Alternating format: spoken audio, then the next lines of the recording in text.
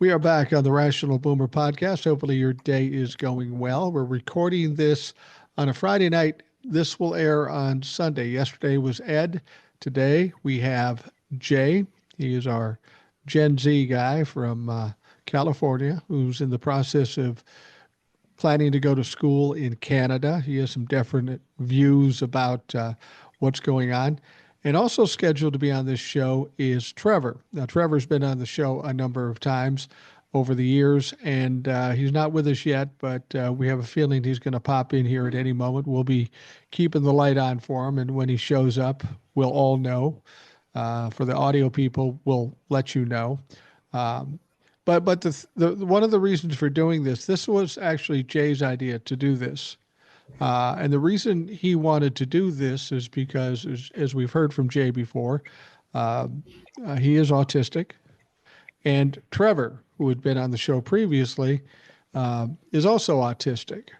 So he thought it might be a good idea to have the two of them on to maybe address some of the issues that we're hearing about autism, but not just that, but all the other things that are going on, kinds of things that we talk about on the podcast. So Jay, welcome, and thanks for showing up and coming up with a concept of having a show with you and Trevor. Yeah, no problem, Mike. It's certainly going to be interesting, if nothing else. By the way, for our viewers north of the border, because I know we must have viewers north of the border. First up, elbows up, as always, and also to those of you from the francophone persuasion, bonsoir, mes amis, which means welcome, my friends. I Oh, believe okay. that's French. It's French for the Montreal folks. Yeah, sorry, it means good evening, my friends. I thought don't know why I thought it was welcome. Anyway, Same back to you, Mike. difference. Well, no, you had to be happy about what happened with Mark Carney and the Liberals winning. That had to Oh, be I something absolutely that was. what was of interest to you. We were talking about it for some time leading up to that election, and I know you were concerned at first about the Liberals winning, and then there seemed to be a tide change, and then the Liberals kind of took over. A lot of people are suggesting it was the behavior and the productivity of Donald Trump here in the United States that kind of turned people off of the conservative side. Is that the sense you got to? Well, I've said this on the podcast and on the lives before. Yes, and is the important thing. Is hello, Trevor. Well, just keep going. We'll get Trevor up when he Oh, gets up. well, anyway, it's that, and it's also the fact that um, the conservative leader Pierre Poilievre was just an asshole. So there's Yeah, that too. he was a goofball.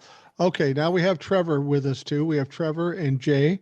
Trevor's in Portland, Oregon. Jay's in California. They're on the West Coast. I'm in the Midwest.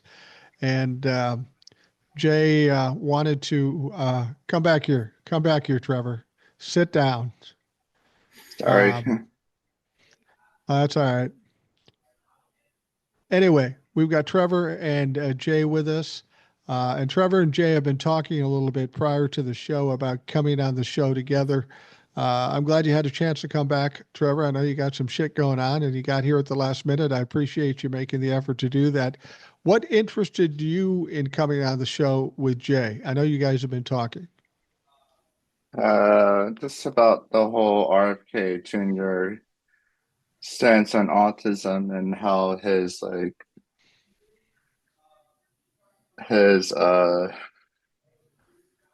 uh Registry. his registry kind of like POV, just it's It's like it's it really like hit me hard to my heart and my soul and how I kind of view myself as a neurodivergent person.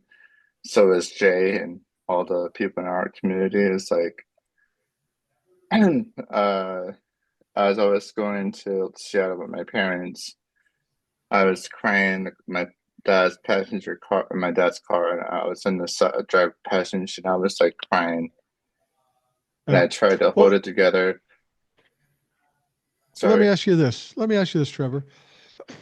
We know that Jay is autistic, Yeah. and you have autism. Was that something that interested you to come on the show with somebody else with a similar story, a similar situation. Did that make you feel more comfortable about coming on? Yeah, it's just hear Gen Z Jay's perspective on it and other news stories that happened over since April, and now it's the 2nd of May. I know there's a lot that's happened over the months or the Yeah. past few months and weeks. So Well, I have a question for both of you. You're talking about RFK and the idea of having registries for people that have autism. RFK is saying a lot of stuff. He's going to find a cure, and it's from vaccines and all this stuff. Now, when Trevor, when you heard that about these registries, you had an emotional reaction to it, and Jay did too, but they're completely the opposite based on what I've talked to you both. You were obviously upset, concerned, maybe a little scared about the prospect of them creating these registries. Is that correct, Trevor?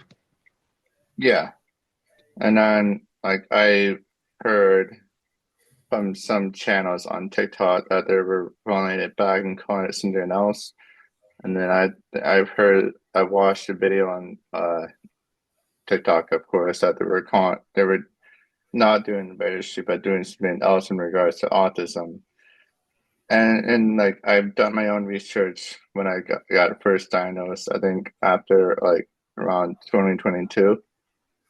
And I had to do it by myself because I didn't know my true self at the time, and I was undiagnosed, and I didn't know that I have autism. So I took it upon myself to find my true self, and then I was like, okay. And it was hard, it was life changing, but it was for the better of me. So Now, Jay, you had a different reaction to when you heard about this concept of registries. You weren't sad as much as you were angry, right? Oh man, I was fucking ready to go. I mean, I when I read about that, I was so mad that I probably would have hit the first person that walked into the room. Fortunately, it was my family's friend Nick who was staying with us, so I didn't end up hitting him, and I Well, good. actually That's good. I would say, like Trevor, I was also scared because first there was the guy who had the tattoo, the autism awareness tattoo, getting deported, and yeah, now yeah, this. yeah, yeah, yeah, yeah. But as much as I was scared, I was also really angry. Like, what in the 1930s Gestapo bullshit are you doing? It was fuck off. RFK Jr. is all I would say. Please just fuck off forever. Yeah, because and Jay, and since we're both on the spectrum, it's like to find the research of how autism came to origin. Like I'm not a medical person. I didn't go to medical school or whatever. But to find the research of autism takes years and years and years of scientific research and in-depth research to find the actual development and cause of autism. You can't find it by the month of September. It will take years and years and years. It's like people think that, oh, your mother was diabetic will cause autism. Oh, and RFK's view was like, oh, vaccines cause autism. No, vaccines create a safe barrier inside your body from COVID, from other diseases. And like we all got vaccinated. We all got boosted during COVID. Yeah, Because we one word. wanted to save ourselves during the pandemic, and we it was our responsibility to get vaccinated and protect ourselves from this deadly virus that killed millions and millions of people. Yeah. Yeah, absolutely. Another really, really, really important one word thing there for you: polio. Yes, polio. Yes, Look up polio. That polio took you out of the game. That was no joke. Polio. If you got polio, see you later, bro. That's all she wrote. Like, look at the old photos of people who were in iron lungs, who had to literally have yes, a machine do the work of breathing for them.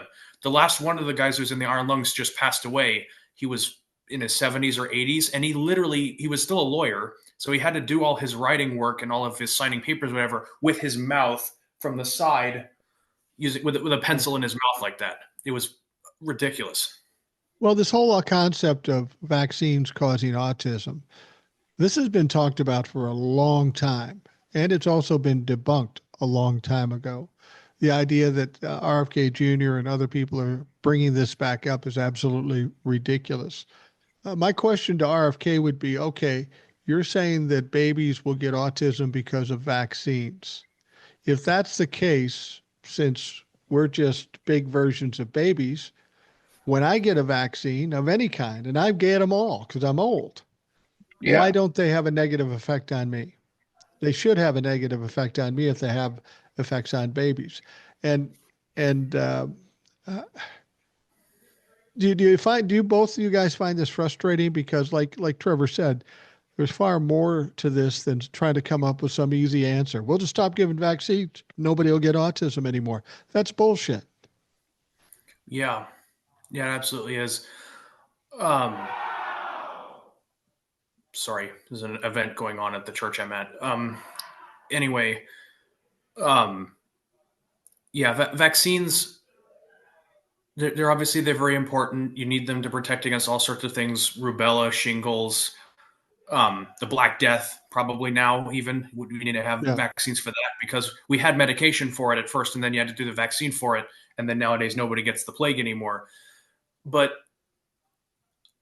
they keep they keep quoting that one dude who submitted that one paper saying vaccines cause autism. Eric mentioned this on the podcast where the guy lost his medical license and rescinded the paper. So he both lost his right to work as a doctor and he took back the paper and said, "Yeah, I was wrong." So either way you look at it, whole thing's full of shit. Yeah, it absolutely is. And most of these conspiracy theories come from questionable sources, and for whatever reason, they decide to believe in them. Now, when we were talking about the registries, what was it that bothered you about the registries? Because I know there are some states that have registries of autistic people or whatever, of all kinds of people. And I'm not sure why they do that. What was it that you guys were most fearful of regarding the prospect of doing registries for people that are on the spectrum? I was well, let me kind of bash on and kind of get to your question, Mike.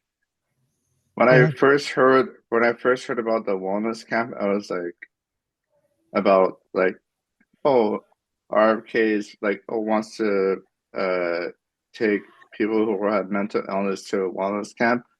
And then when I heard Jen TJ on I forgot what episode of your podcast he was on, but Not Yeah. important.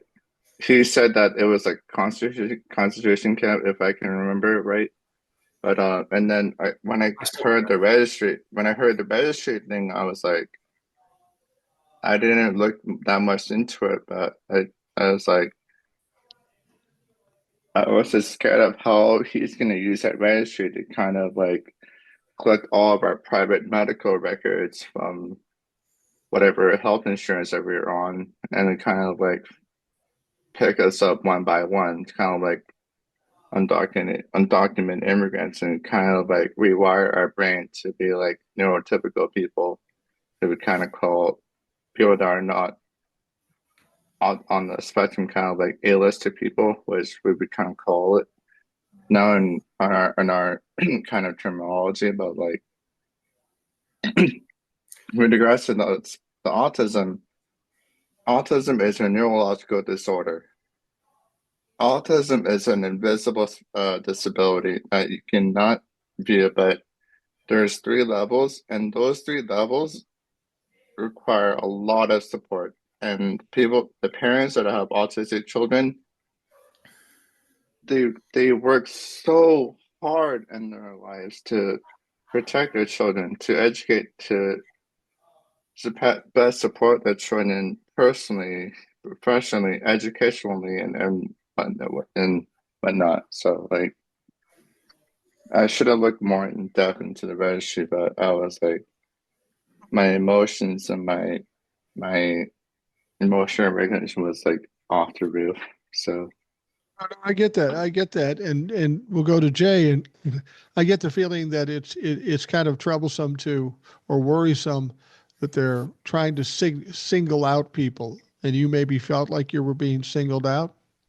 Yeah, kind of. But I should look more in depth into the registry, but I kind of view it in my perspective, but probably Jay has more viewpoints on it. But like I was just scared of like what would happen to me and how I kind of like I'm really close to my family because I'm Chinese, so like my family is like this. So like and my parents are always worried about me. We're worried about my safety, we're worried about my health, we're worried about my Right. well-being and everything. But like being on that fucking registry is like kind of like a question mark kind of hanging above my head, you know.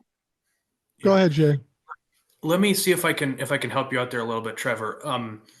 Trevor's mentioning a thing that is a terminology that's used for non-autistic people, which is allistic, or I always Yes. pronounced it.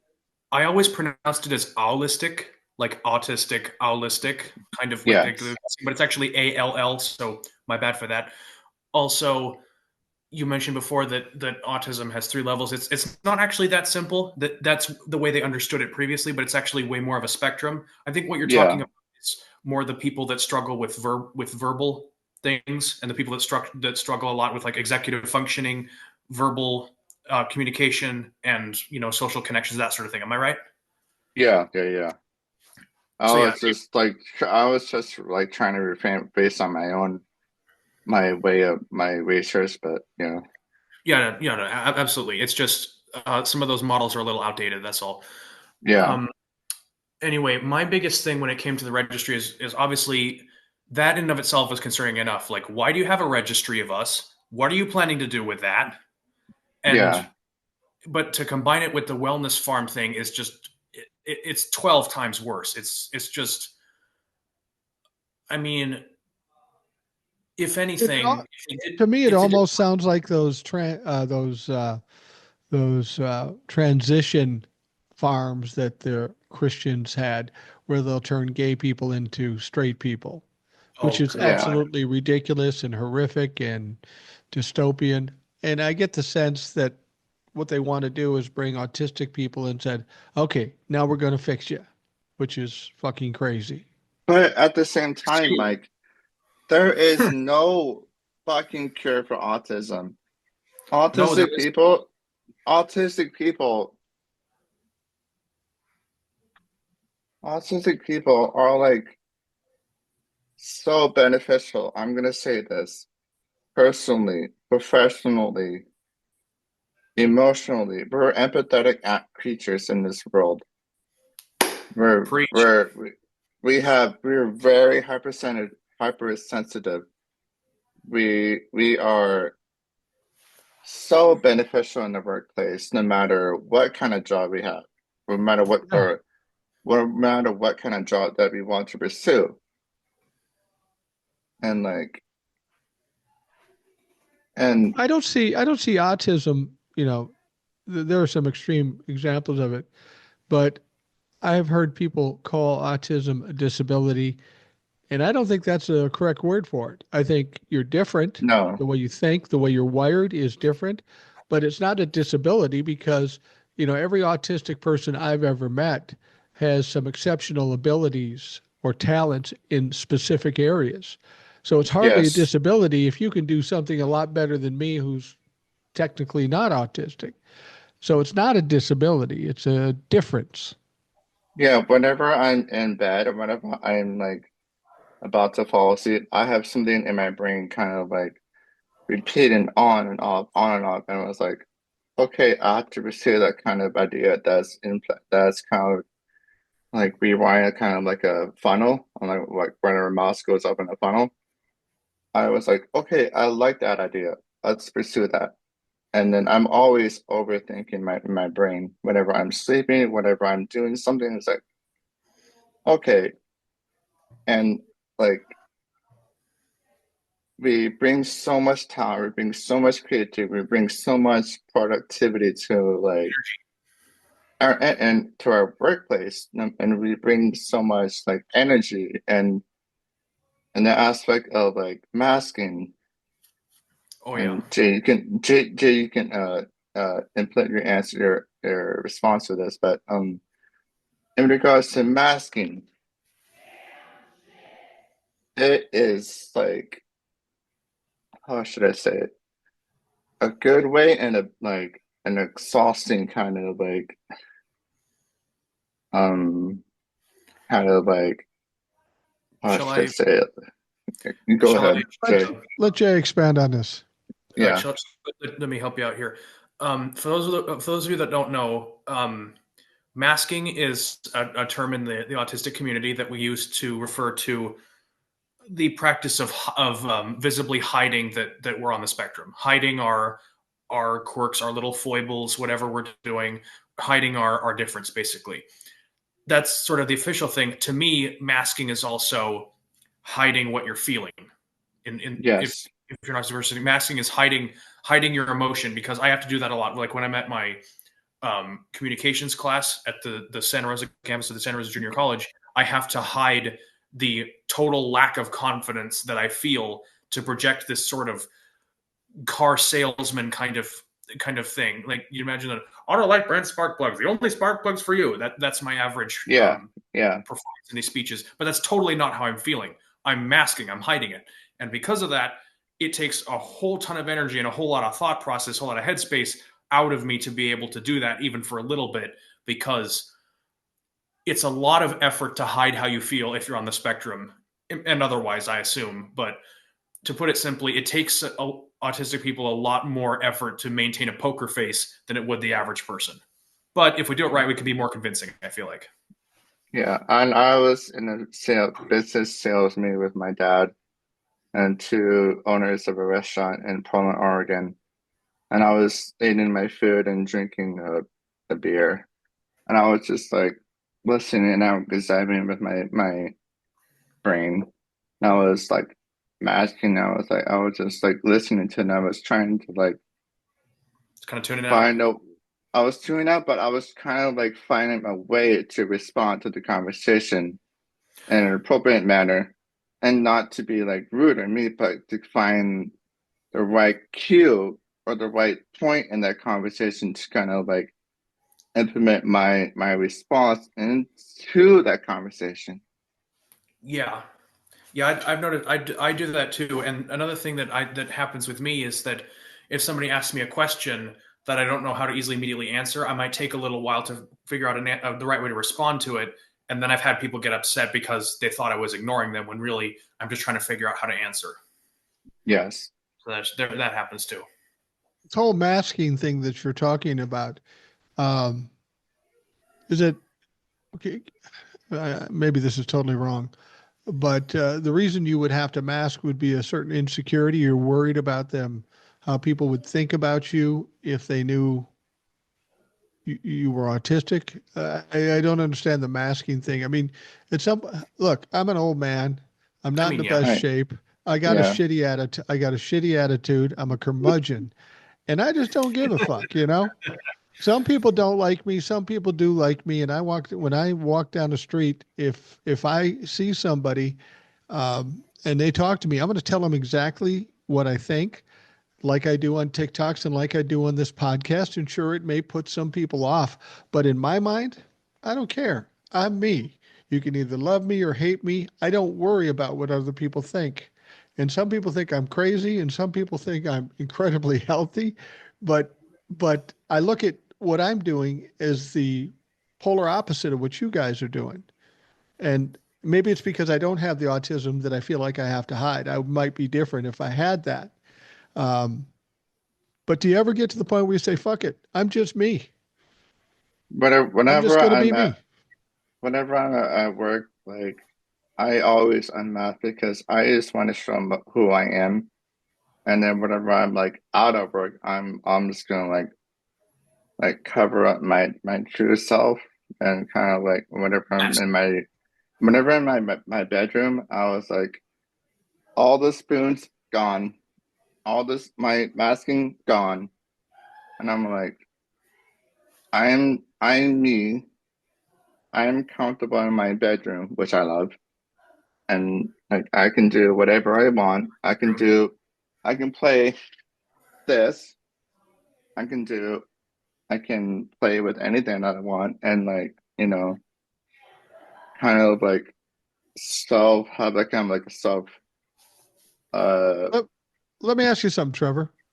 mhm. And as you guys know, I'm just blunt, so I just say things. Yes, yeah, Um, you're comfortable in your room. That's the place yes, you're comfortable, and that makes sense yes, because that's your territory. But yes. every time you're on the podcast and you're in your room, you always have something in front of you. You have a blanket or you have a pillow or something like that. Is that a inadvertent thing you do as a way of protection? Just kind of like regulate myself because Okay. I've been doing physical work all for 8 hours and being social, I, but I, I, I I'm not questioning you on it. I'm just very yeah, curious because I noticed that. And is that helpful to you? Go ahead, yeah. Jay. I'm sorry. I'm sorry, Trevor. I'm not laughing at you. I'm laughing because knowing Mike the way he is, when he mentioned bedroom, that's not the direction I thought he was going to take things. I can be Because hey, I've serious. never Yeah, thought of that. yeah. I understand that. Oh, I understand it. But I can be normal too sometimes. I can be normal too. What's it like for you to see somebody who is also autistic but is the polar opposite of you in Jay? I mean, is it easy still to relate to somebody because they deal with some of the same things you do, but you act totally different? Does Yeah, that confuse yeah. you, or is that you No, understand it? it's very like like life changing because I haven't ever been with I've been communicative or social with an autistic person for the past 35 years of my life. I've always been like with like my parents, my dad's work buddies and whatnot. And like ever since I met Jay and then I've been meeting like autistic people on TikTok and all other social platforms, I was like, and how they're kind of being very social with me and everything. I feel comfortable. So, Good, good. Well, that's important. My family has suggested that I'm asshole autistic, oh, which oh, which is a whole okay. another situation you have to deal with. And I'm oh, working on it. I'm working on it. I'm working. Okay. Whenever I've had you guys on the show before, we've always gone off on what's going on in this country. Go ahead, Jay.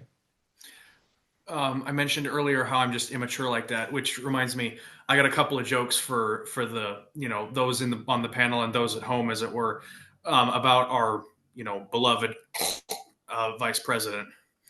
Um, JD Vance. yeah, joke number one. So you call JD Vance the vice president when he's in the White House. What do you call him when he's at a furniture auction? A predator. No, a pimp. Close. A pimp. A pimp. Yeah, I like that. Here's my Yeah. second.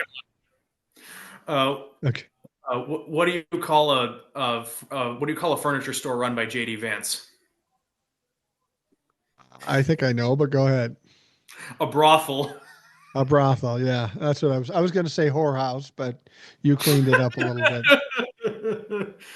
To be Boy, honest with you, by calling out and making fun of JD Vance and or Donald Trump, who frequently shits his pants. You guys have autism, and I'm 65, but it's that dumb fucks that's shitting his pants. So who's got the problem? Not us. Um, uh, the we talk about all the stuff that's going on, and as younger guys, you both younger than me. You say you're 35, right, Trevor? Yes, Yeah, I could yes, be I your am. dad. I have a son that's 36, so I can Mhm. relate to you. You're 30 years younger than me, and Jay, what did you say you were 20? yeah. Yeah, you could be my Mhm. grandchild. But Oh, that's not a particularly comforting thought. yeah, well, Well, I have one at 65 years old. I think we always have to have aspirations and things we chase after. And my only aspiration isn't to be a great podcaster or a great TikTok guy or be famous or be rich or anything like this. I just want to be the coolest fucking grandpa ever. And my Yeah, granddaughter's coming over tomorrow, and I'm going to try to instill that in her mindset. And I can do that very easily because she's a connoisseur of suckers. So I got about five of them, and we're going to bribe this little kid to make sure she knows who's the coolest grandpa.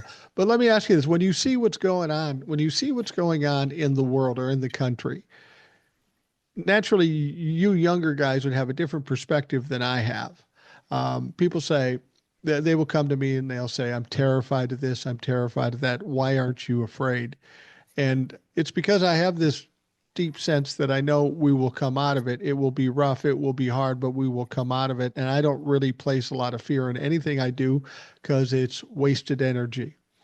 But with you younger guys who have more of a future to deal with, also dealing with autism, does how do you feel about what's going on? Is it something that you're fearful of? Is it something that you're angry about? How do you guys feel about it?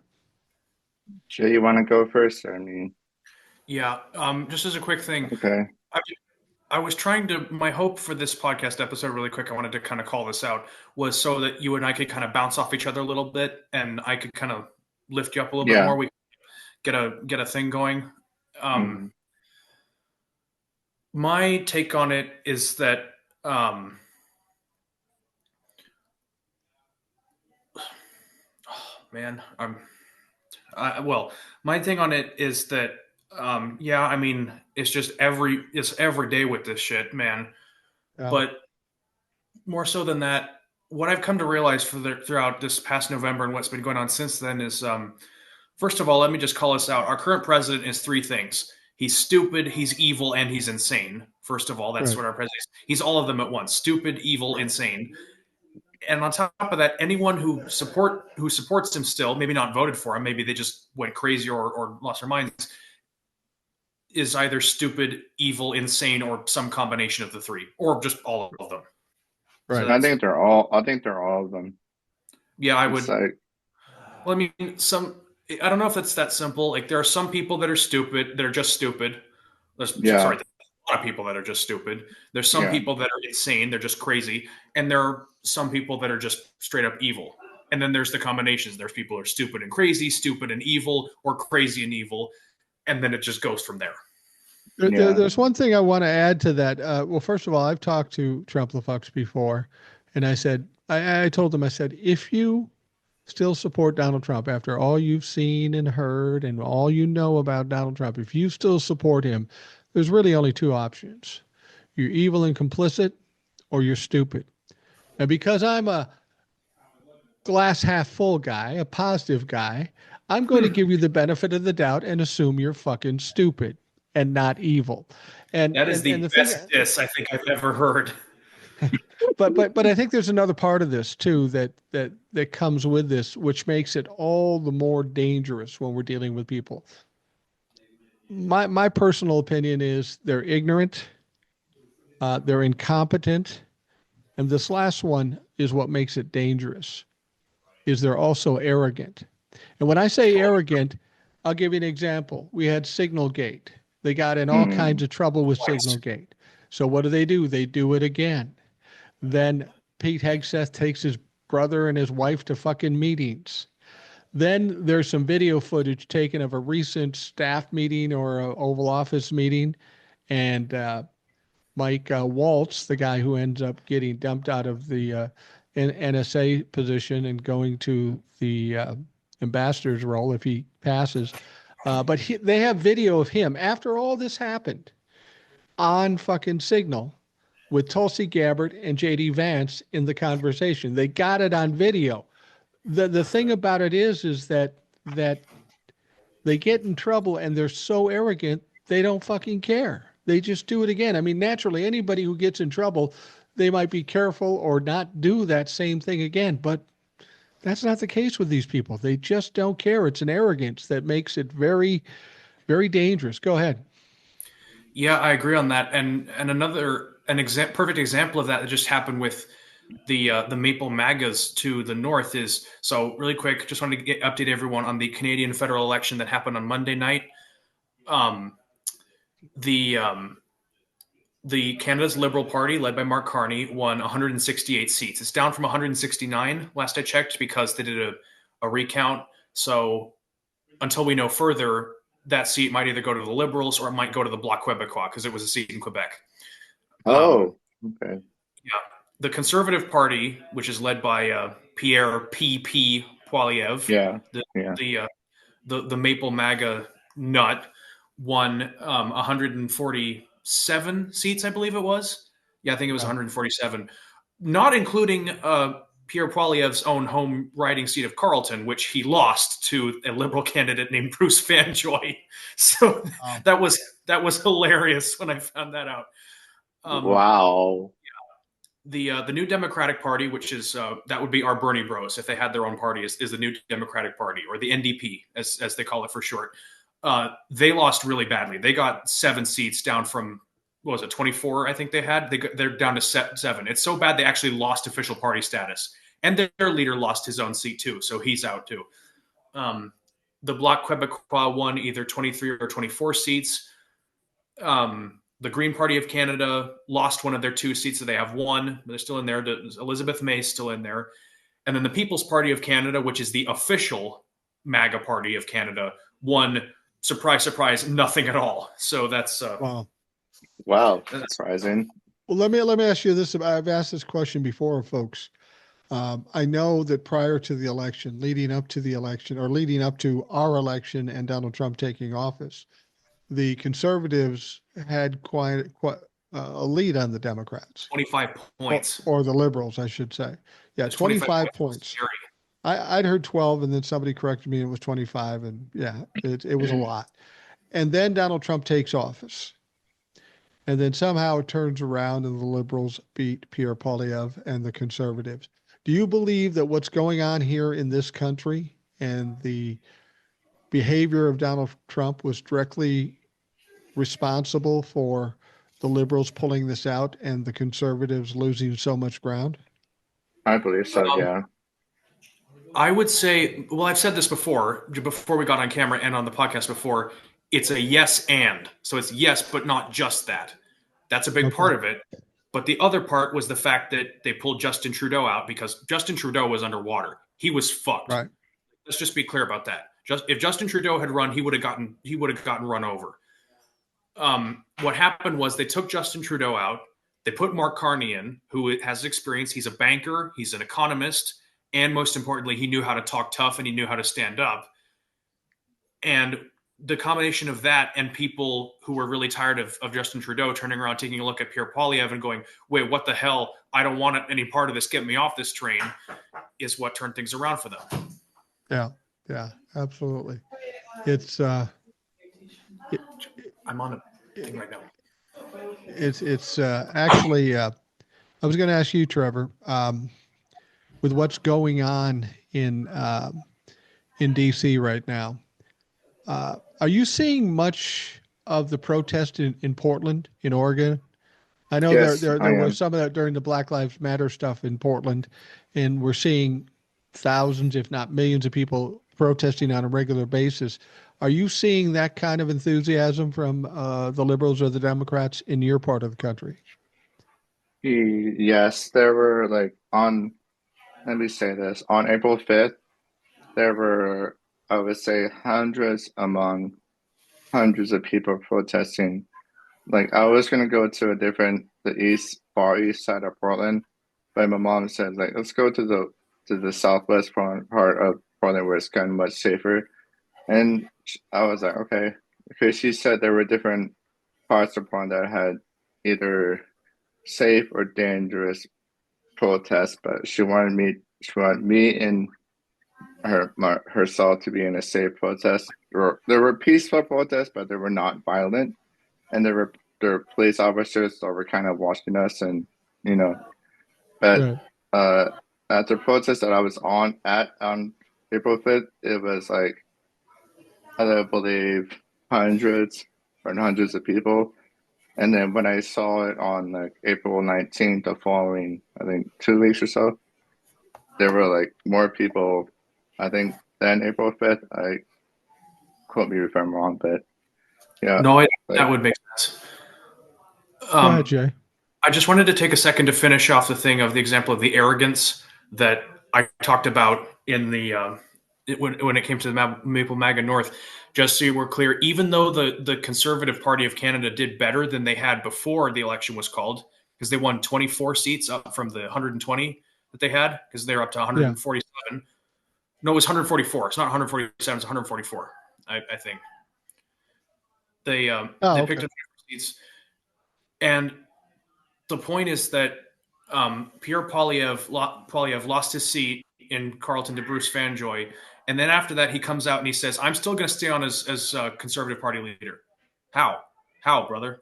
First of all, you lost three big things that would really take you out of the game on this. You lost your 25-point lead, you lost the election, and most importantly, you lost your seat.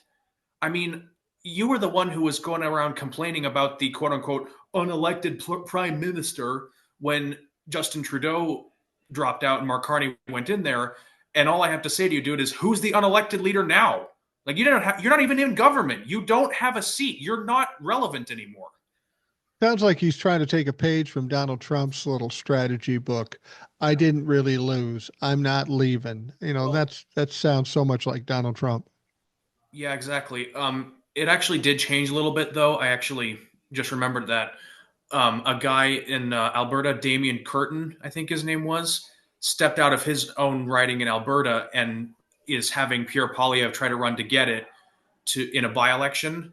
And that seat is pretty much safe conservative. So all I have to say to Pierre Poilievre over that one is, you fucking coward. First of all, yeah, the fact you have to run in a conservative safe riding just to get a seat at all just shows how much of a coward this guy is, because he's not popular. This guy is not popular. But it gets worse than that. Even if Pierre Poilievre runs for a seat, grabs it, holds onto power, and gets into a seat, and he could still technically make a claim to the Conservative Party thing, but the knives are already out. He lost the election, he lost his 25-point lead, and he lost his seat. Even if he gets a new one, which means he's technically part of the government again, the knives are out. The clock, as Erica said with Donald Trump and the Republicans, the clock is ticking for when they get rid of him as party leader. It's interesting as we sit here and talk, and we're obviously going to talk about the tariff situation. And what's ironic is that we have somebody who's Chinese and somebody who's going to be moving to Canada. Now, I've been hearing, I don't know if you guys heard this, but it wouldn't surprise me given the circumstance. Donald Trump puts these tariffs on China. China puts tariffs on us. Then he puts more tariffs on. And he's saying the ball's in your court. Give us a call. And I have heard that Donald Trump has been waiting for a call from China for some time. He's not getting that call. I've also been hearing now that he's desperately trying to call them because he overplayed his hand and now he's fucked because the country's going to go into a shitstorm with shelves that are empty and such, that he's continuing to call the Chinese and they're not taking the calls. Trevor, does that surprise you with the Chinese mentality? I mean, I know you're American, but you're yes. closer to the Chinese than I Whenever am. I have been in my dad's the wholesale distribution company food food bi- food sector business for 21 years, and I've had to learn the goods, the bads on all the logistics of my dad's business and all the trade, sales, and import export. And I was having drinks and dinner with my dad's customer that was trying to get into a chef's kitchen, kind of like prep food for this kind of like food court in downtown Portland. And in regards to my dad's business and China and my brother and sisters, like we don't give a fuck about Trump. Oh. And I want to say a lot of Chinese right now, but like I don't want to confuse you guys with my kind of like language, but like Go ahead and say it. We'd love to hear it. 知唔知我哋 let me say，點解我哋好快係咁啲我哋人，咁啲講俾聽我哋聽電話，我哋開電視我哋老闆，咁啲聽佢我哋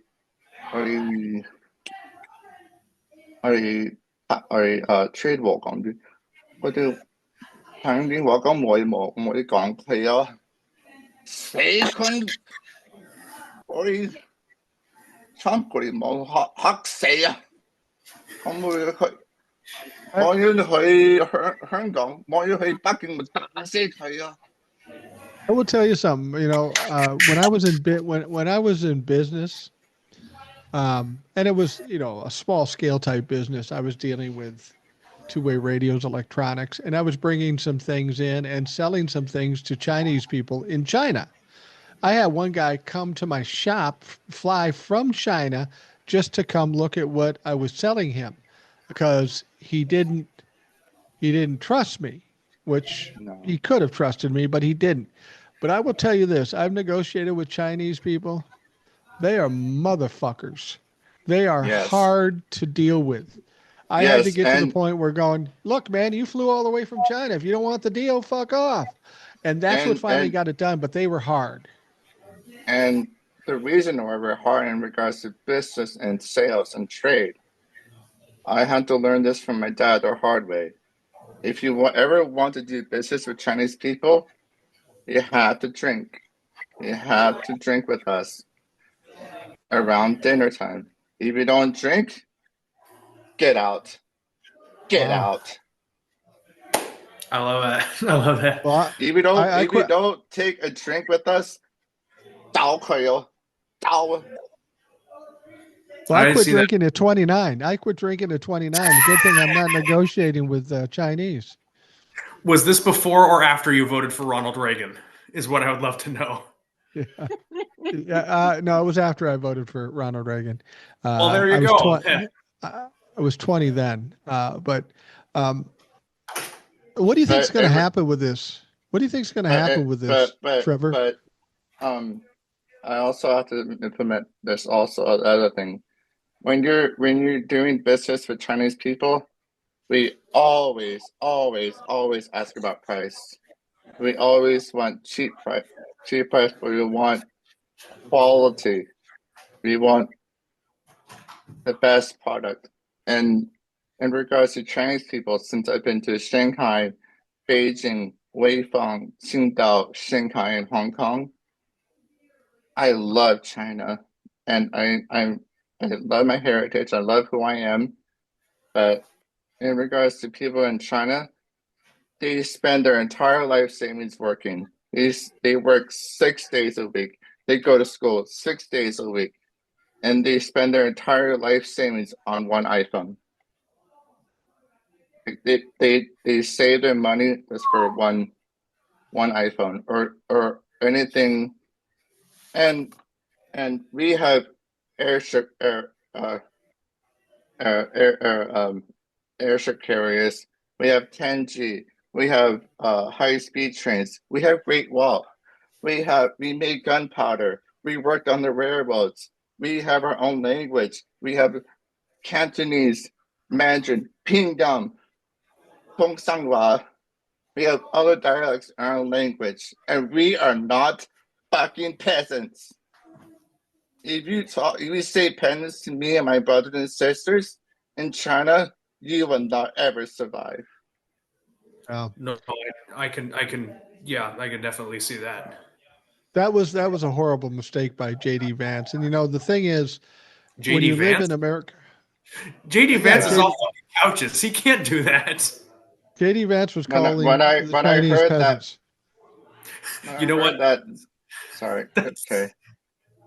that's probably why Donald Trump hasn't gotten a call from China is because JD Vance has flooded the the White House message machine with 1-800 call couch Yeah, services. yeah, no doubt, no doubt. One eight Well, hundred so rent a couch. I heard one TikToker say this, and I don't know if it's true. The guy's pretty respectable. He said he keeps calling China, and they put him on hold, and on hold, all he can listen to is Barack Obama speeches, which would be Yep. hilarious if it were true. That would be Yeah, because hilarious if it's true. he doesn't understand the ways of how we do business. Because Oh, he would try to joke with us because we, ever since the Emancipation Proclamation back in the day, I don't want to sound racist, but like we have gone through so much. We were discriminated against. We were raped. My sisters and were raped. We were treated badly. We were hanged. We had to go through the Great Depression. We had to go through Emancipation Proclamation, and we're surviving. We're thriving. We're managing our ways of business. We're managing our ways of trade. We're managing our money. And my family's business is the last family business in Portland.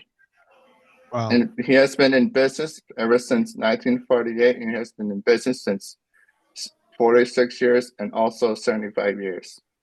Well, let me ask you this So, for both of you. The real pivot point of what's going to happen over the next couple of weeks. We've got tariffs with all kinds of countries. We've got Canada who's pushing back. We've got Mexico who's pushing back. China is really the big one. I mean, they're all important and they're all going to be devastating to us. But China is the one where Donald Trump truly fucked up, incredibly fucked up. Do you think the Chinese are willing to take some hits just to shove this down Donald Trump's throat? Because that's what it seems like. yes. And we like as you and everybody know, we manufacture things and we get them to to America. Like my iPhone, like my water bottle, everything I had in my room. that video game controller earlier. That yeah, and my PS5 controller, it's all made in China. And there's factories and there's slave shops in China, and they work so hard and like made creating the stuff that you guys want, like toys, game consoles, screens, clothes on your back, the food that you guys want to eat, the roof over your head, and everything. And this whole war with China is so disrespectful. Like I could talk and talk and talk about this whole insider trading and market manipulation, and I understand it. And how how dare the whole Shall I maybe Go kind ahead, of Jay. a little bit here? Okay, first of all, I wanted to take a quick second. This laptop that I'm doing this call on, that I'm doing this podcast on, is actually a new one, replaced for my old one, because when I was on the show the first couple of times, I was on my old laptop, which the screen started to peel off of that one, so I had to get a new one. And the first night I had to try and go get one, there weren't any in Costco because of these fucking tariffs. So fuck you, Wow. Donald Trump, for that one. But also, I think what Trevor's trying to say here is that how dare you, and by you I mean I guess Donald Trump. Is that what you're trying to say there, Trevor? Okay, so what he's trying to say is how dare you, Donald Trump, walk all over all the work that these people that make all these things into their products, and then they make it so that they can't be sold. And I would have yes. I would have to say that I agree. Like, am I reading that wrong, or I feel like there's something in No, it no, that yeah, yeah, yeah. Oh, Because you make a good point about the disrespect thing. It's one thing. I mean, Donald Trump. I've tried to explain the art of the deal to what the art of the deal truly is. I didn't read the book, but I know who Donald Trump is. The art of the deal is this. This is how Donald Trump does business. Find somebody weaker than you, bully them until they give up, take them for all they've got. That's what the art of the deal is. The only problem is when you go up against somebody who's just as strong or maybe stronger than you, shit don't work. And that's what he's running into with China. yeah, yeah, exactly. because people people like in the north, in the north I would say Beijing, Shanghai, uh Weifang and Qingdao and all those other countries in the north and whatever, they have money, they have wealth, they have a life. and they have their own careers. And when you, I don't, yeah, Yeah, that makes sense. One thing I was going to say is that okay, we were talking about the art of the deal. The main Yeah, yes, problem with Donald Trump and the art of the deal is that Donald Trump is a parasite. And by that I mean not even just like living on whatever. His whole mentality is everything has to be win lose. Every right, deal has to be somebody's getting screwed over. In his mind, literally, that's the art of the deal is making sure that the person getting screwed over isn't you. He doesn't right, understand that business doesn't work like that. Business is not win lose. Business is win win. Will has talked about this. right. Eric has talked about this. Multiple people on the show have talked about this. World leading economists have talked about this. You don't run a business like a like it's a cake, like the smaller, like you're cutting a smaller slice for someone else and taking the rest of cake for yourself. You can't do it because then no one wants to do business with you. And this moron thinks that everything, business, politics, everything is a zero sum game where somebody's getting screwed over and the other person gets everything. And in his mind, that the person that gets everything always has to be him because, well, he's a malignant narcissist. And that's if he can't get that result, he literally his brain breaks. He has a little tiny stroke. He's probably Yeah. having lots of those anyway. Well, Just as yeah, story. when I was in business, I was kind of a mediator or a middleman between sellers and buyers. And inevitably, when I would go in there, I came in with an attitude like, I can put you guys together, but if you fuck with me, you don't get anything. And the seller always thought his stuff was worth more than it was. And the buyer never wanted to pay anything for it. They wanted the cheapest thing. In fact, I usually had a test for buyers.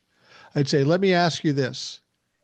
So you're telling me you want a premium product at salvage prices? Yeah, I can take all of that you got. I go, well, then fuck you. I can't do business with you because you don't have a realistic view of what's going on. But I had to explain to these people, you want to win, he wants to win. But here's the deal. If you win and he loses, or he wins and you lose, guess what? There's no more deals because the guy that lost is not going to want to do another deal. I want to do yep, deals on into infinity. So we all got to win here. And if you're not ready to let somebody else win, then get the fuck out of here. That yeah. In yeah. regards to, and sorry, Jay, I'm kind of like both my dad's wholesale in the wholesale kind of food sector building or uh business. My dad had to pull factories out of China and go to Taiwan, Malaysia, and Vietnam because of the high tariffs from China, and how Yeah. he had to get products like takeout bags or takeout containers, paper bags. Um, like I'm a graphic designer, creative writer, and digital photographer myself by trade, and I created a bunch of samples for his business to be sent to Taiwan, Vietnam, and Malaysia, and they were sent back to his company in trailers, and the containers were all full.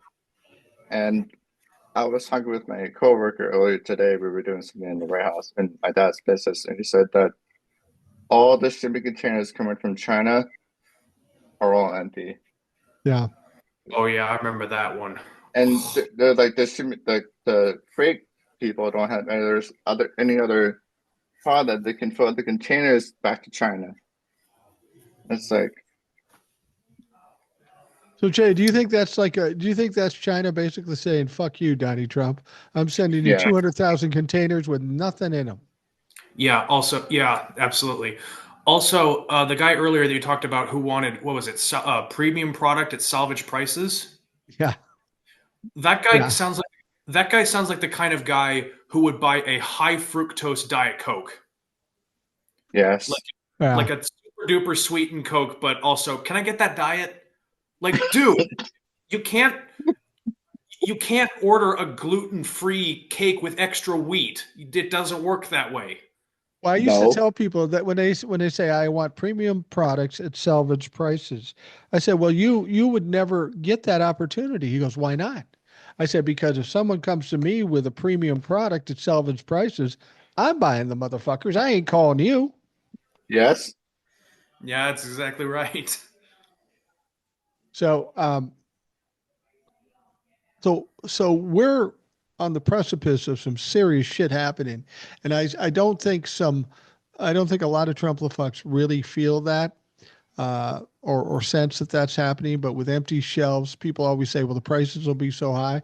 No, wait till you can't buy it. No matter how much Yeah. money you got, you can't buy it, and that is going to cause a shitstorm here. And I think that's what Donald Trump understands. As much as he will never say he's wrong, that's why he's desperately trying to work something out with China. But here's the deal: he's waited too long.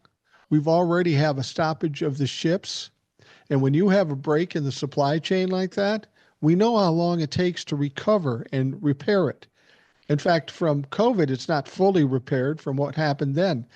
Donald Trump is in a fucked situation. He wants to try to pull it out at the last minute, and he's not going to be able to do it. Even if China said No. tomorrow, "Okay, let's cut a deal," and I don't think they will. It's it's not go- it's there's going to be a period of time when people are just freaking the fuck out. And whenever I'm driving with my dad to work, we always go by a shipping container area, and sometimes, well, not sometimes, as of recently, their entire yard has been empty of shipping containers.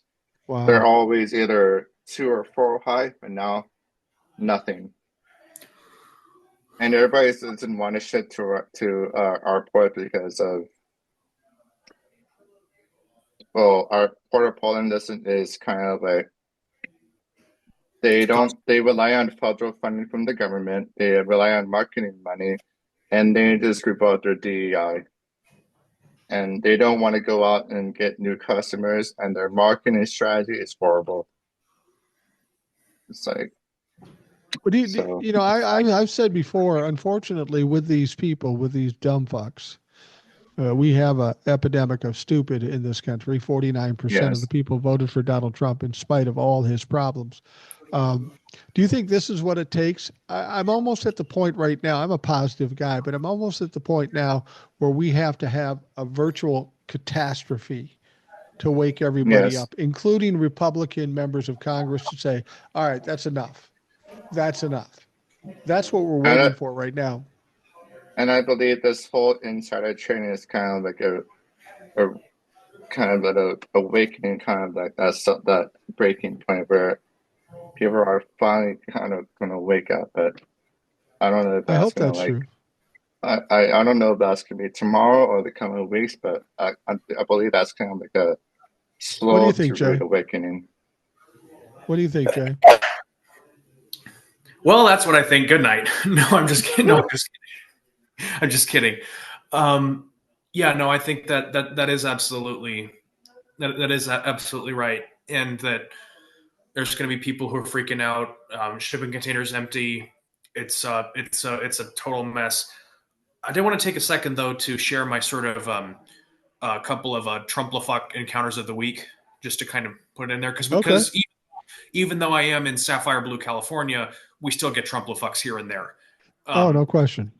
yeah, usually they get abuse hurled at them. Well, I mean, is it really abuse if it's deserved? But at the same No. time, but at the same time, they get a lot of shit hurled at them, but they are still here. You know, they're like cockroaches. We just can't get rid of them. But They the call it point, abuse. I call it justice. So, six of in, one, half a dozen of the other.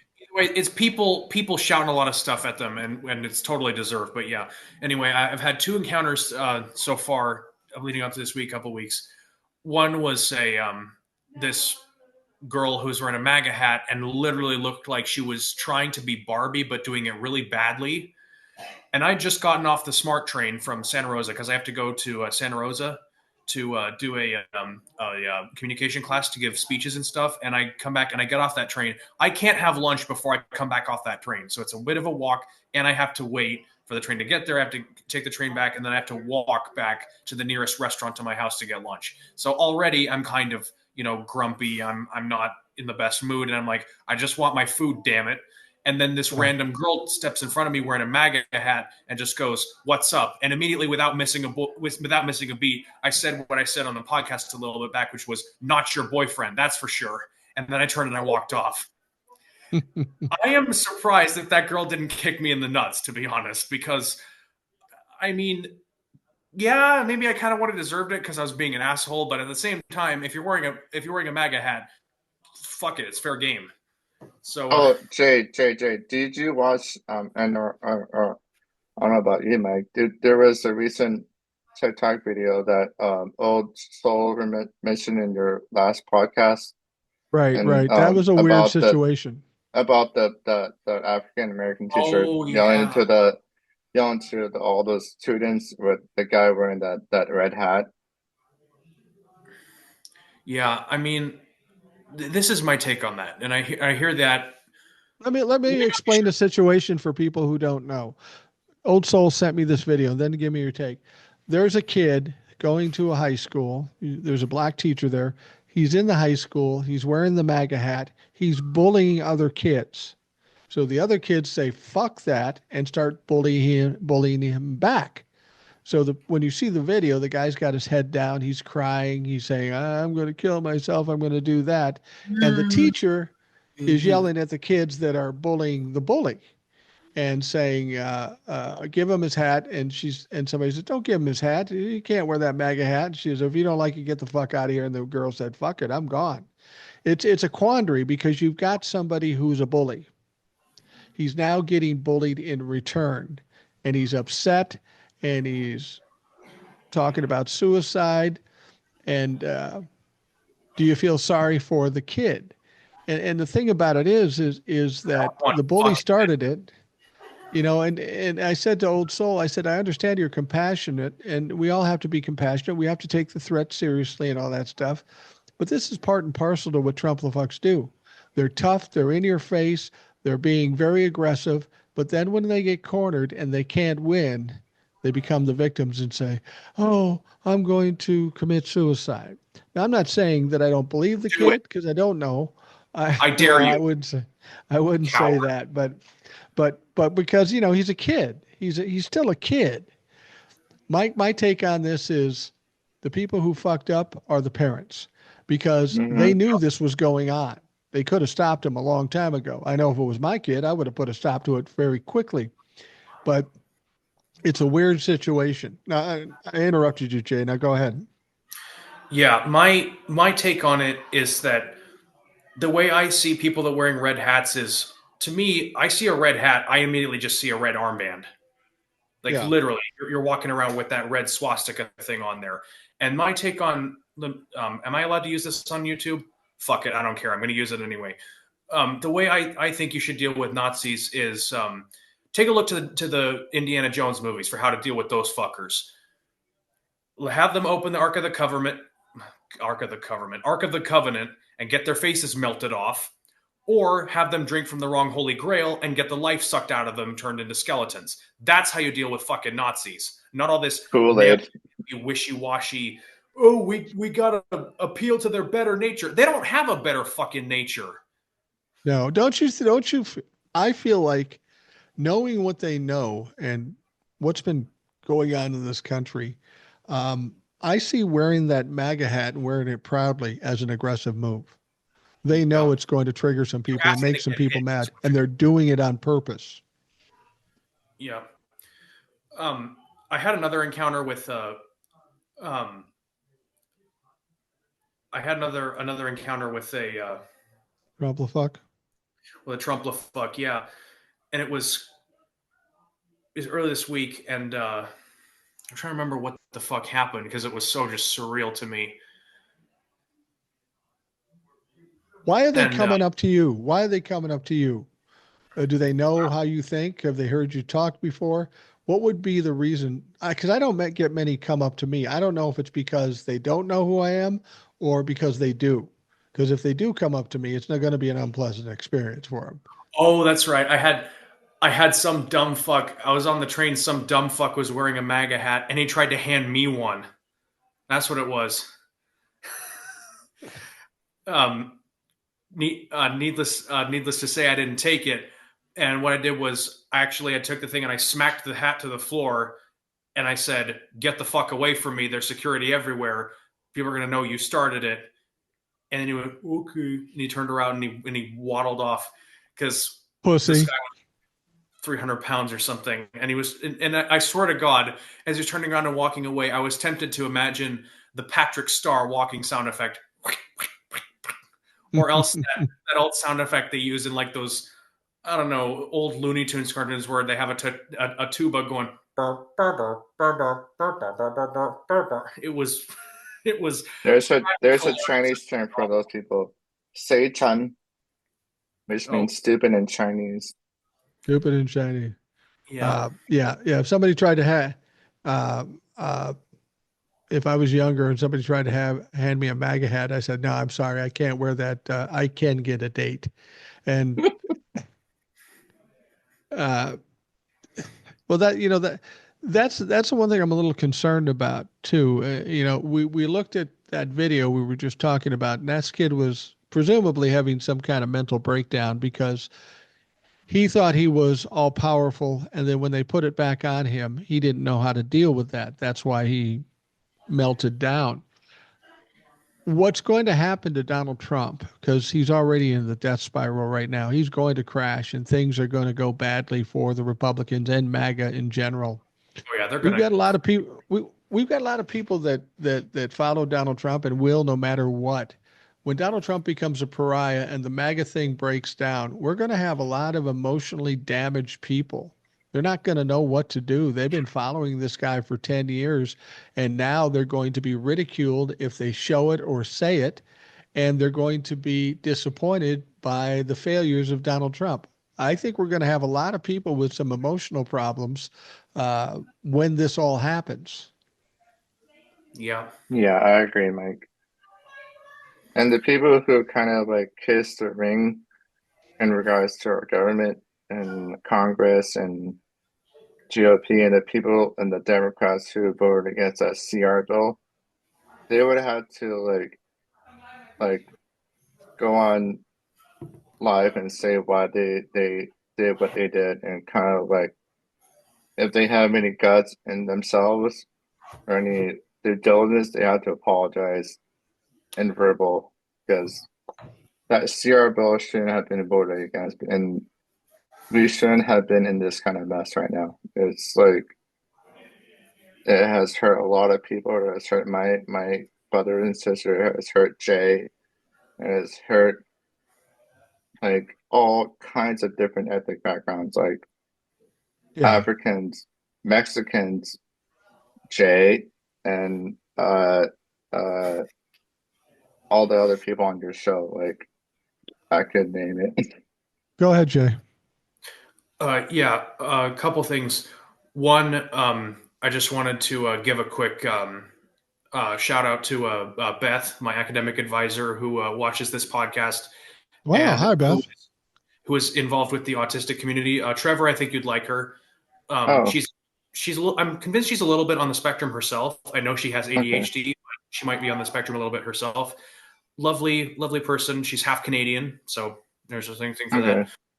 Um, Do, do you know her tag on is she on TikTok or any I don't think so. She watches the podcast on YouTube. She doesn't have TikTok. okay. But yeah, the Well, thing I was talking about is that yeah, when it comes to 2026, they may try and mess with all the whatever. They may try and do the rigging stuff. They might try and cancel elections, but they're not gonna be able to cancel elections because if they do that, there's going to be a fucking riot, just nationwide. yeah. And when they don't cancel elections, even with all the shady stuff they're going to try to do, the backlash is going to be so big they're going to get swept out no matter what they do. I mean, I wouldn't be surprised if we saw like vote swings to the Democrats in the 70s or 80s range with how bad things are right now. Yeah. Yeah. Well, there was a story out about Donald Trump, and the Democrats are trying to point out what this big, beautiful budget bill is all about. And they're doing a good job. The Jamie Rashkins, the Cory Bookers, the um, Eric Swalwell's AOC, all those people are explaining he's going to cut Medicaid. He's going to cut Medicaid. Now, Donald Trump came out with something yesterday as far as what he wants to see in this bill, what he wants cut. Now, of course, he wants to add $1 trillion to fucking the Defense Department. He wants to add money to Homeland Security. He wants to add money to the border. But you know where he doesn't want to add money? Is FEMA. He doesn't want to give any money to FEMA. He's going to send it back to the states and let them handle it. We know what he did to Sarah Huckabee Sanders. Arkansas has all these tornadoes, devastation there. She went to her old boss, her old buddy, and said, could we get some federal help? And he said, fuck no. These people who voted for Donald Trump, who live in red states like Alabama, Mississippi, Texas, Florida, South Carolina, North Carolina, these people are in trouble when hurricane season starts. It's almost guaranteed that one of them, at least, is going to get hit hard. And when these people are in desperation, the people that voted for Donald Trump, they're going to go to the federal government and they're going to say, fuck yourself. That's going to hit home with a lot of folks now that there's Yeah. really no FEMA at all. You know what the one thing he did put money in that bill for? $300 million for getting protection for presidents when they're going Oh, out of town. Jesus So basically, Christ. $300 million for golfing. No FEMA, And that's but coming from golfing is in there. our pockets, and we taxpayers had to pay for him to go golf. It's so like Go ahead, Jay. Yeah, I remember what my other Trump-lefuck encounter was. The one I talked about before, where the guy tried to give me one. I remember that wrong. That was from about a month ago. This one is when I was in, and they just had we just had our SRJC student elections, where we elect students to various positions like vice president of treasury, student council president, leader of clubs and recreation and all that sort of shit. You know, I voted in the elections. I didn't really pay a lot of attention to who I voted for because, I mean, I'm in the middle of Sonoma County, which is a very very blue place, in the middle of sapphire blue California. It's Democrats versus Democrats versus Democrats. I mean, they're Right. all good. But anyway, there was a guy there who was, I guess, he was just there on, like, I don't know, a school visit or something. He was you could tell this guy was a redneck, and the bad kind of redneck, because he was there. He just, he was there. He had the hat with the fishing hook in it, and had the Yeah. knife at the belt, and he had, probably had a Confederate flag on him somewhere. I don't know. And he had No doubt. it was a MAGA hat with the fishing hook in it, by the way. And whenever he smiled or opened his mouth, you could see he only had a couple of teeth left, because Yeah. he's been drinking Mountain Dew every day since he was one. I don't know that. I'm Yeah. just making it up. But he comes up oh, to me, very and kind of young. this guy can probably tell that I'm like a textbook liberal, right? Because you could see the kind of clothes that I wear, the hairstyle that I have. So he comes up and he decides to start some shit. He starts going, hey man, you should consider getting into an ugly contest because you'd easily win, or some stupid shit like that. Oh, And I Fucking respond, brilliant. yeah. Well, I turned around to so this guy and I silly. went, well, I mean, hey, at least they'd let me in. For you, they'd probably go, sorry, no professionals. Yeah. Yeah. Well, He it's wasn't funny. to start some shit after that one. Let me tell you. I don't, it surprises me that people walk up to you because for as much as I'm on social media, I don't get anybody walking up to me. Well, I look younger than I am, And so I they wish, think they can and pick I on me. wish they would. And I wish they would because every time I'm someplace and my family's with me and some Trump says something stupid, I can see my family go, oh, here we go. Here we go. I'm not going to start anything, but if you say something stupid to me, I'm going to respond, and it's Go not get. going to be pleasant. They're probably going. Go get the giant chain with the big old spiked collar on it. We gotta Yeah. we gotta hold Mike back again. Yeah. I don't get worked up and I don't yell and scream, but um, I'm not nice about it. And I ask them a lot of questions that they can't answer, and I know they can't answer, and then they get flustered, and then they get mad, and then they run away. That's pretty typical of what happens. You over and above the empty shelves and the tariffs and all this stuff. Do you think the message of the Republicans wanting to do away with Medicaid, Social Security, and Medicare, do you think that message is getting through? Do you think people are, even Republicans, Yeah. finally going, "Wait a minute, I get Social Security and I'm in fucking Alabama. No, I don't like this." Do you think that's getting through? I think they're starting to wake up. What do you think, Trevor? Yes. I have a very good close friend of mine who has cerebral palsy, and he's on Medicare, and he's, I believe, a year or two older than me, and he's in his mid-30s, and Hmm. he's had open heart surgery and groin surgery for his heart, and um, I'm scared for him and for him losing Medicare, and for my parents and my family and other elderly people who rely on Social Security, Medicare, and Medicaid. If they deal with that, I know Eric and Will, and I think Old Soul probably, I don't know, said that if they deal with those things, pitchforks and torches. Oh yeah. Oh, no Or question. or as I've liked to say before, I used this on the show with Will last time, which at the end after we went off camera, which is the I used the metaphor of the spring lock suit, which is an Yeah, animatronic costume that can be rigged up like a suit so somebody can wear it, but you got to keep the spring locks that hold the mechanical devices back tightly wound because if they come loose, you're fucked. So what's happening right now is these guys have the suit on. They've attached themselves to Donald Trump. They've put the spring lock suit on, and the locks are starting to come loose. And if they actually go through with this and they get rid of the Social Security, Medicaid, Medicare, whatever, those bitches are going to come off, and then see you later, bro. That's all she wrote. Jay, I say this with all love and respect. You're a fucking nerd. I am. I am a proud nerd. I am a nerd and I'm proud of it. Absolutely. You probably are too, Trevor. yeah. Well, Unite. Nerds unite. I've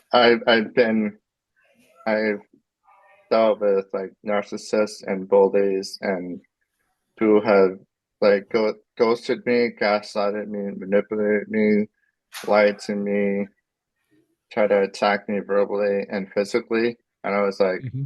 and I was in my choir class. I probably didn't mention this. I was in my choir class in high school, being a good kid and everything, following the Judas wood and singing the songs, you know. And we were on bleachers, and I was like facing the class, facing the teacher, and doing everything right, and as teacher does. And these two kids in the back side of me said, "Hey, Trevor, turn around," and they put their shoe up my butt. They tried to like sexually harass, assault me, and they called Wow. me the N-word. I don't want to say this on the podcast for you No, don't say that.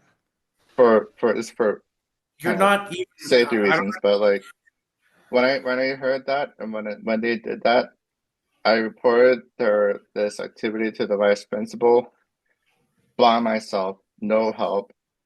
And when I was in my math class, I had to be sent.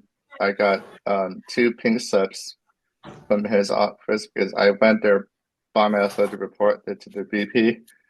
And then I got the two slips, and when I saw one of those two boys in that office, I just stared at them and I put the front two legs on the chair onto his legs and I stared at him. I wanted to feel his screams, I wanted to feel his pain, I wanted to feel his sorrow. I was speechless.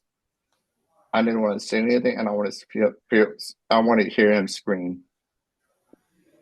Yeah, Wow.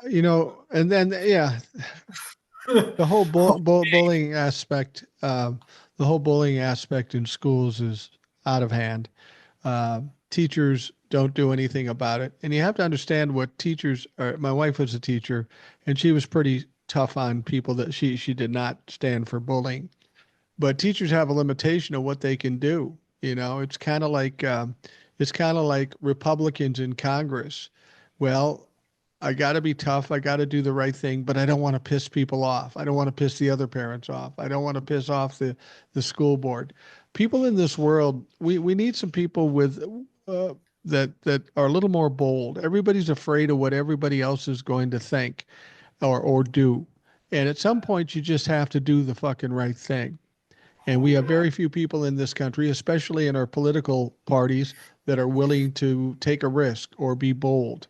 They just want to play the game so that they can maintain their power. Go ahead, Jay. Yeah, two things I wanted to get over onto that.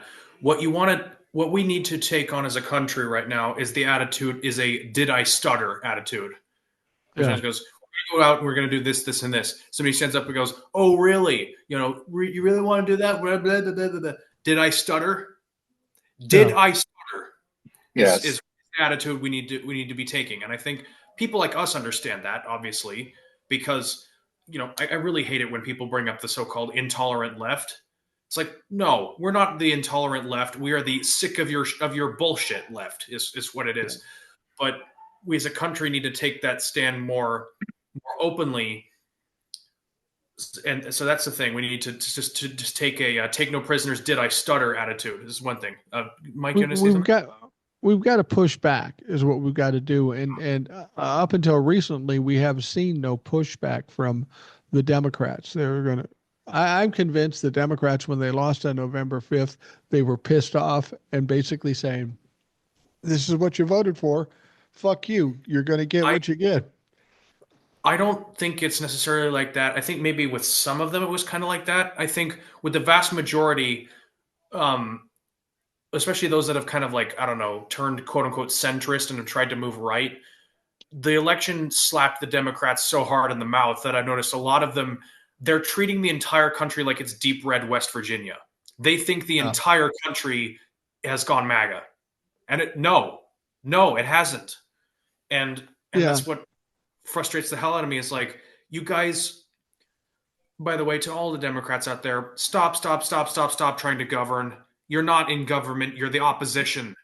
That's If you're not in the opposition, you oppose, you obstruct, you create problems for the government. That's what you're Right. supposed to do.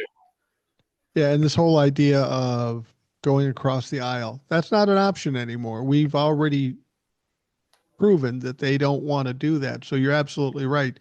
What we should have done from November 5th on is do anything we can to do exactly what Mitch McConnell said when Obama took over. My job is to make sure he's not successful in anything. And that should be what we're doing with the Republicans right now. And if for no other reason, we know it works because it did on November 5th. So take a page out of their fucking book and do it back to them because we know it works. And also, I've been a part of a resistance group ever since November 5th, and we also mentioned how the Democratic Party should improve their marketing strategy. I'm a marketing person by trade. I've done creative stuff, but like the way how orangutans method of marketing in regards to before months or in regards to months leading up to November 5th, that was their way of marketing. But Democrats' way of marketing should be revamped up. Absolutely. Go ahead, Jay. Trevor, I thought you might like this just as a bit of a tidbit. I was at the SRJC one day, and they invited they invited people into a radio room. They called it, where you go into like a radio broadcasting room, and you get like, I don't know, 5 minutes or something to do a 5 minutes or something to do a little program. And they had me in there with the supervisor, the nice SRJC lady, and then they had a Chinese guy in there as well. Hmm. And the Chinese guy spoke so fast that it was really hard to follow along. Even what no, it was hard even to tell he was speaking Chinese because he was going so fast, and I couldn't even get a word in here and there because he was just getting the microphone, and he would had this Yeah, really well, strong car salesman voice, and you could tell that he'd been in radio for a while, and it was just stunning because he was so fast. Yeah. in regards to how Chinese people talk, whenever I'm talking with my native language, there are times when we can be angry or be trying to like raise our voice. But in regards to the way when we raise our voice, it doesn't mean that we're angry. It means that we're kind of like projecting what we're trying to say to somebody. But like in regards to that guy, I would have wanted to hear what he was conversing. And whenever we're angry, kind of tend to raise our voice and kind of talk fast and argumentative in particular. So like, yeah, Well, with regards to messaging, it's kind of in our culture. So with yeah, regards to messaging, everybody says the Democrats are poor at messaging, and that is true. I think we're at a stage now we talk about messaging. I think messaging isn't a thing anymore.